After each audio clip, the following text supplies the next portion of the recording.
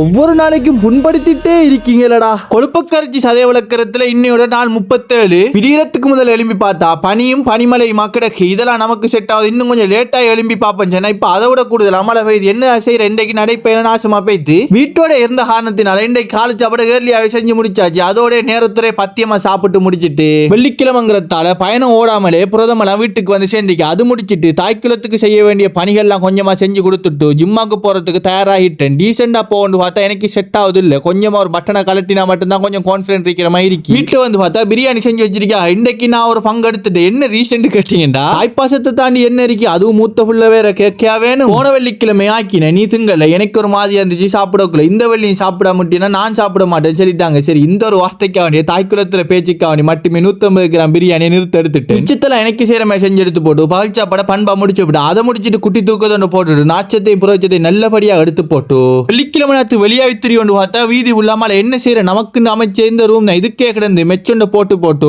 இருக்கக்குள்ளே அவனுக்கு இடைவேளை சாப்பாடு வந்திக்கு. சரி நீங்க இடைவேளை சாப்பாடு சாப்பிடுங்க, நான் இருங்க வீட்டை போய் எந்த சாப்பாடை சாப்பிட்டுட்டு வரேன் சொல்லி நான் வீட்டை போய் எனக்கான சாப்பாடை இன்பமா சாப்பிட்டு முடிச்சிட்டு வந்து மீண்டும் நண்பர்களோட அதே விளையாட்டு அதுல இருந்து கொஞ்சம் நேரத்தில் சாப்பாடை வாங்கிட்டு வந்துட்டானோ. சரி அவன்கிட்ட நானே கேட்டுட்டேன் வீட்டை போய் சாப்பிடுங்க, நானும் பார்த்துட்டு இருக்கேன். இல்ல இதையும் சாப்பிடுவோம், நீ பார்த்துட்டு நாங்க வீட்டையும் போய் சாப்பிடுவோம் சொல்லுவோம். இனி நம்ம என்னத்தை கதைக்கிறேன்.